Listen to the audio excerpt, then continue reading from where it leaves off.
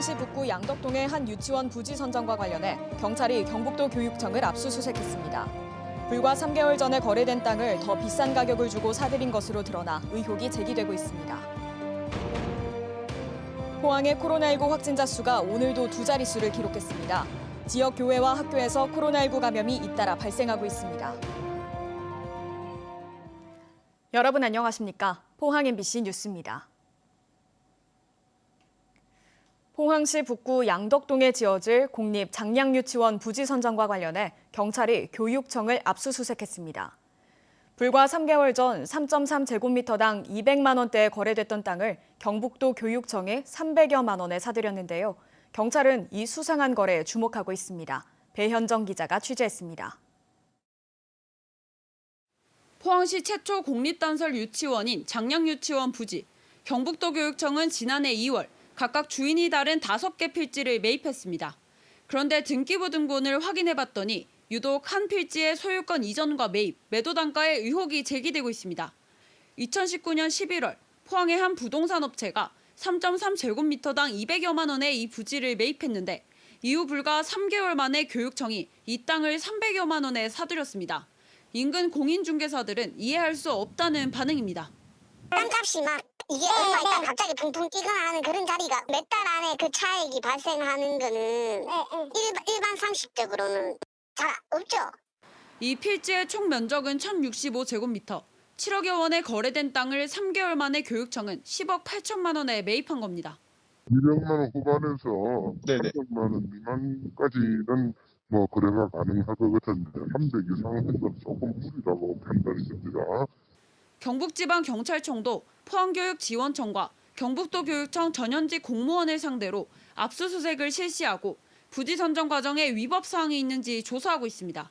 이에 대해 포항교육지원청은 토지감정평가와 적법한 절차를 걸쳐 부지 매입가를 결정했다며 법적 문제가 없다고 해명했습니다.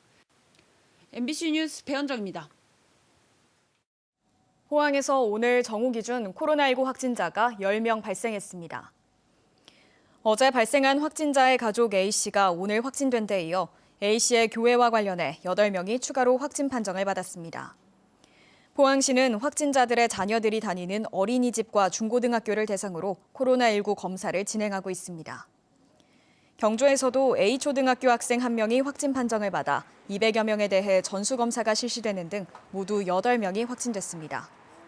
한편 영덕에서는 확진자가 발생한 종합병원의 환자 등 5명이 추가로 확진 판정을 받았습니다.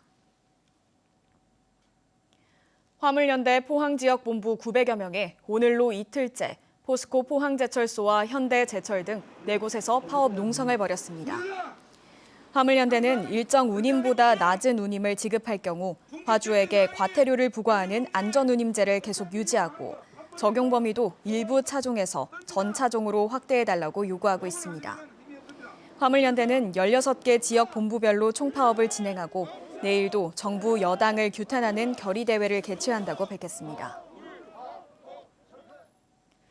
포항시 시설관리공단 전현직 직원들이 미지급 임금을 지급하라며 공단을 상대로 제기한 소송에서 승소했습니다. 대구지법 포항지원은 포항시 시설관리공단 전현직 직원 144명이 공단을 상대로 낸 임금 청구 소송에서 3억 9천여만 원을 지급하라는 판결을 내렸습니다. 재판부는 공단이 자체평가급과 장기 근속수당, 급식 보조비를 포함해 새로 산정한 통상임금을 기준으로 수당 차액을 지급해야 한다고 판결했습니다. 오늘 경북에서는 코로나19 발생 이후 역대 가장 많은 확진자가 나왔습니다. 위중증 환자가 늘고 병상 가동률도 빠르게 높아지면서 추가 병상 확보에 나서고 있습니다. 조재한 기자입니다. 대구 북구의 한 요양병원에서 확진자 52명이 나왔습니다. 환자와 직원 260여 명 진단 검사를 하고 동일 집단 격리에 들어갔습니다. 종사자 3명이 가장 먼저 확진 판정을 받고 빠른 속도로 번지고 있는데 53%인 27명이 돌파 감염입니다.